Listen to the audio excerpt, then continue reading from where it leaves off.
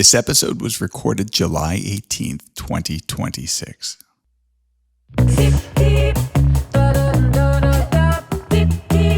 Let's just say there's a split in the road in the next 18 months, and you will have a choice to make. When the split finally happens, which side are you on? Are you speaking like to everyone or to Jay? Okay. Both. That's why I'm here. So I'm just here to wake people up to the love in which they are. This is exciting. Yeah. I think it's scary. Scared to death. Set the scene on a broken man. In the first two installments of this incredible conversation, Jonathan Ashford described how he died twice, was given extraordinary knowledge on the other side, and ultimately chose to return to Earth in order to help others during this critical time. We also learned how Elise Phipps was divinely guided into Jonathan's life and is now using her own unique gifts to help support and broaden Jonathan's work. Towards the end of our session, we managed to sneak in a few questions for Jonathan. But I do want to have a little bit of a conversation about the questions that come up for people like me, for people like David, sure, when this kind of information is available. And given the strong response to Jonathan's episodes, we didn't want to leave anything out. So, couple questions. Sure. If there's a theme, I think, to this podcast, I think it has to do with exploring this idea that we as a race, a civilization, a human race, are moving now into this new space. People call it New Earth, the New World, Heaven on Earth, fifth dimension reality, and everything like that. How does that fit into what you understand and what you've been shown? I would say throw out all the definitions. Understand that the new space is within you. So the space is your choice to recognize the love in which you are or not. Right. You could turn it darker and say it's judgment day, but you're a judge and jury. Yeah, what decision do you want to make? Which way do you want to go? Which way do you want to go? Right. The choice is here. Your choice is literally right in front of you. You're watching it manifest in the world in a way. Pick a side. Yeah. And basically you're saying choose love or choose division. Pretty much. Right. Yeah. You could say the contrast to love would be fear. Or judgment, or anger, right? All the human things. I'm familiar with those. Yeah. So it's less about moving to a place and more about moving to a state. So when people say the new Earth is here right now, it is. Nothing changes on the outside. It's really just what choices we make on the inside. Yeah, the whole idea of the new Earth is it's something that replaces this that already exists. And I would say it doesn't get replaced. Right. I would say imagine something where you wake up one day and all you can remember is happy memories. So you don't know the world's burning. It was never burning for you. Right. Because you're seeing it from a different perspective. You're understanding it was all part of what was meant to be. And also the possibility that it's true. So the possibility that it's true, that it never was burning. Correct. Right. So imagine a reality. Imagine you are infinite in an infinite number of realities, and there's a version of you right now that's living in the perfect world. Yeah. And you slip into that. Did you move to a new Earth or just a different version of you? Right. Right. And then you look around and wait, there's no war? And you have no recollection of there being any war. Version. None. Zero. The amnesia is there, and all you know is the happy memories of a life lived in love. And how do I jump to that version of me? It's free will choice to recognize the love in which you are. It's a free will choice to recognize that you are love itself manifest right now. Right now. You aren't your problems. You aren't your desires. You aren't the things you want to fix or change in the world. You are love manifested for this experience. When you start to recognize and remember that, you will start to see yourself change. And then you provide yourself with the opportunity to take a different fork in the road when it presents itself. Is that jumping timelines, though? Is that what that is? People call it timelines, but I also know, as I was shown on the other side, there's no such thing, which means all possibilities of everything, both past and future and present are happening on the head of a pin right now. So where's what, right? But the idea, our human explanation would be in lines, right? There's a line here and there's a line here, and we're going from one line to the other, and I'm like, oh, okay. But it's more understanding that you are infinite and you're not even you right now. You think you're singular, but you're infinite now. You're an infinite number of J's all over the place. You're just vessels. You are the awareness that resides in you right now. So where that awareness goes, that's who you are. And before, you were talking about like this kind of this split, this great divide happening. It's not like those who, let's say, move towards fear, which is what you're saying, there's love and fear. Those who cling on to the fear, it's not like they're going to get lost eternally. I mean, they're eventually, everyone comes back into the one, right? There's the possibility, as it was shown to me. So those that do cling to fear are also infinite and also have an infinite number of them, which means there is one or many that do not cling to fear.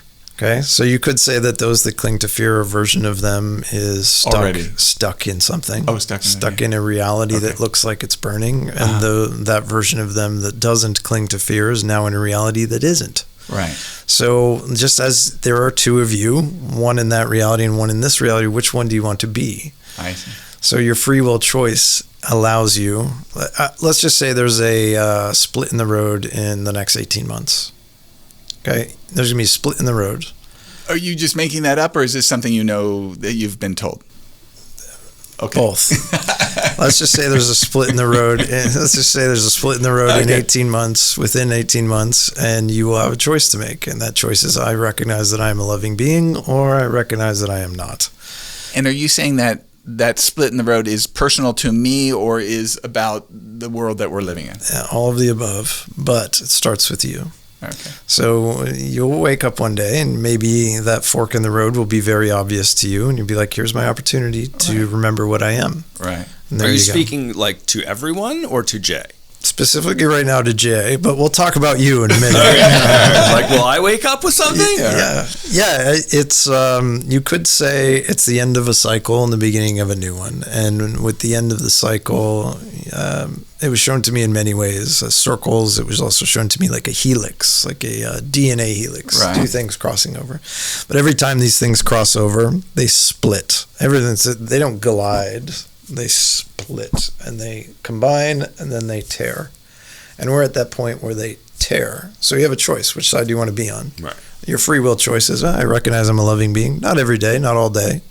But I recognize that I am love and there's love in the world and you're good. Right. Then you'll have the other people who say, no, there's no love in the world. We need to fix everything. Everything's burning to hell. Like, what the hell's going on? And that's fear. You could say they've denied what they are, consciously or unconsciously, which means that version of them is living in another reality. When the split finally happens, which side are you on? You know, it won't be completely obvious except to you. So, to be clear, though, it sounds like what you're saying, and tell me maybe this is too specific and maybe it doesn't live in this sort of specificity, but it sounds like you are saying that within 18 months, there's a major fork in the road for humanity, let's say, and that's going to look one way for me, it's going to look one way for David, and we'll all see our own version of that fork. Correct. But we all are going to have the opportunity to choose a path within the next 18 months. Correct. That's why I'm here. So I'm just here to wake people up to the love in which they are. When did you get the message, though, about 18 months? Because that's a very specific timeline. 3 years ago.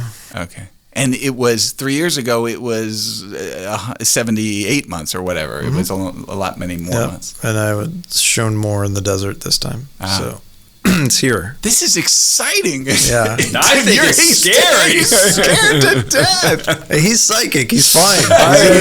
You're fine. What questions do you want to ask? I don't know. I have a million trillion questions. Do you believe his experience? Do you believe he died and had an experience of heaven and that he's got this message about 18 months? I absolutely believe that he believes everything he says. every right? So like I get no sense of like liar, charlatan, fake, anything like that.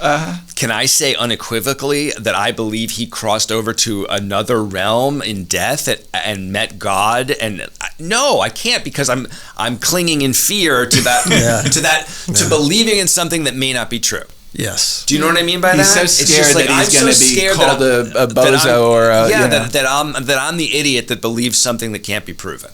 The interesting thing is, in my life review, the one thing that I was shown is everybody here has been given the proof that it exists. We just write it off. Yeah. It's like we rationalize it. We're like, oh, that miraculous thing that happened. I survived that wreck. I don't know how. I was shown that nothing here is random. Like, it's impossible for, not even the piece of dust passing by your face, like nothing is random. Okay. So it's like, if nothing is random and everything is planned in a way that you're here to experience, the movie's already been written and you have a choice. The script, the beginning, the middle, and the end have already been written. You're sitting in the movie theater watching the movie of your life, and you're either aware that you're watching the movie or you're still screaming at the screen for a different ending. So the proof is there. It's most of the time it's the reflection that isn't there. Where's the reflection to see the proof? And in order to do that, you have to become the witness.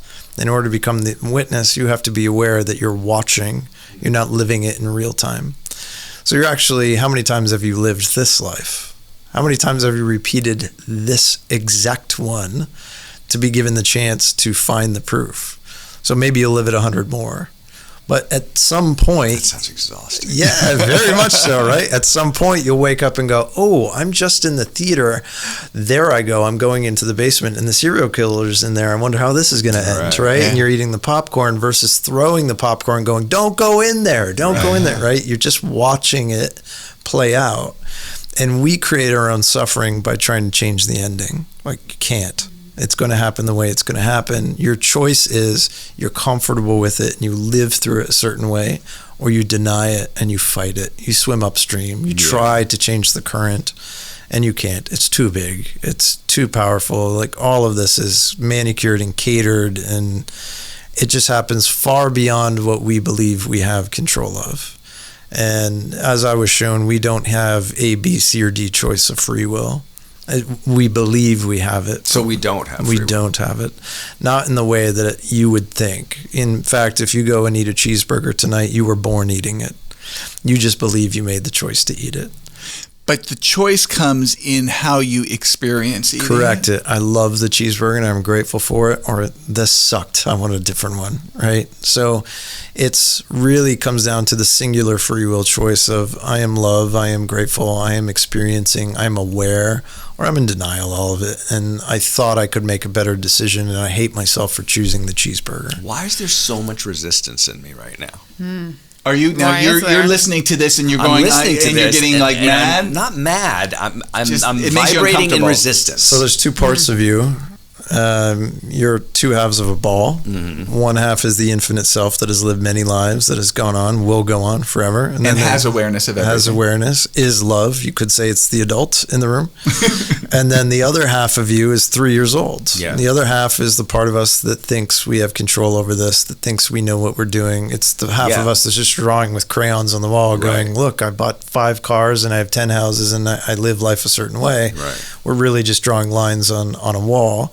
So you will slip into one of those two parts of yourself every day, all day for the rest of your life. For example, you wake up in the morning, you feel very well rested, everything is wonderful, the sun is coming in, and you're just grateful for your next breath. Yeah. You're connected. And then you get out of bed and you stub your toe on a piece of furniture and you curse it and say, I will make s'mores with your burning corpse. Right? So you've gone from the love to the human, which wants an outcome, and you flip between the two constantly your entire life. And your free will choice is, I recognize which half I'm in, and I choose it.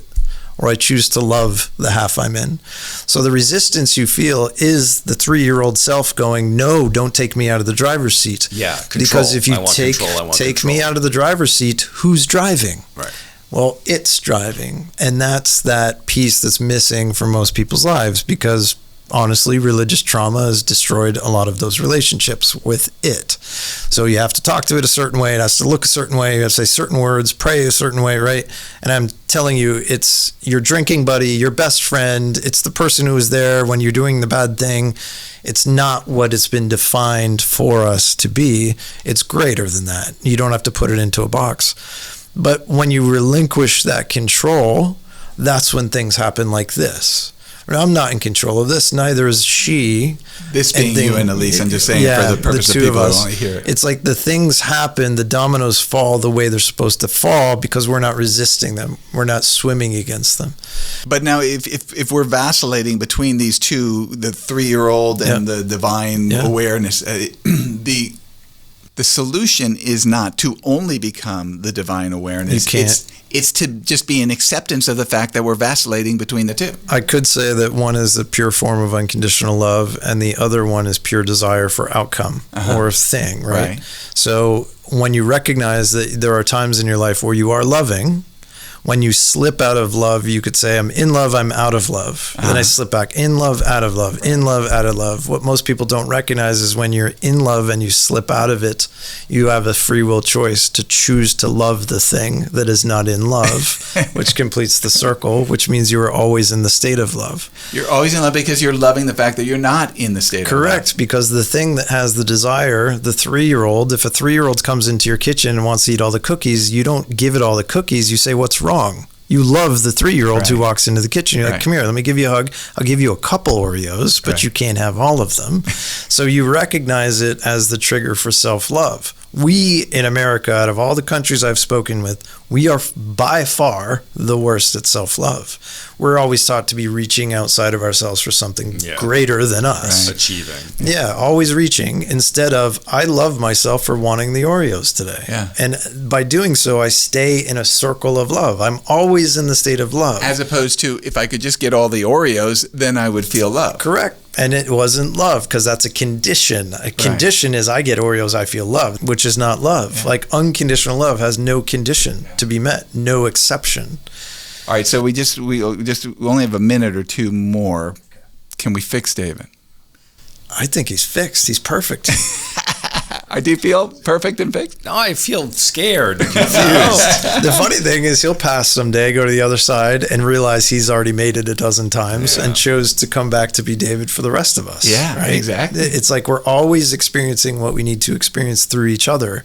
It's why it's like he doesn't need to be fixed. He's perfect the way he is because we get to experience what we get to experience through you. There'd be no podcast without him sitting there going, I don't know what I'm doing. All right.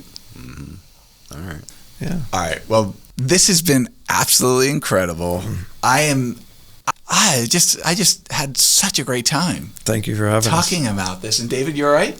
Yeah, this is a lot to process.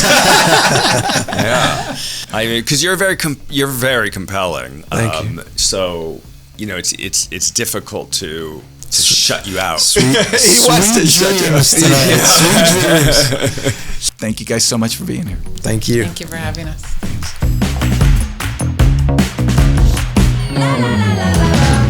If you enjoyed this episode, please subscribe to Realization Lab. It makes a big difference for us.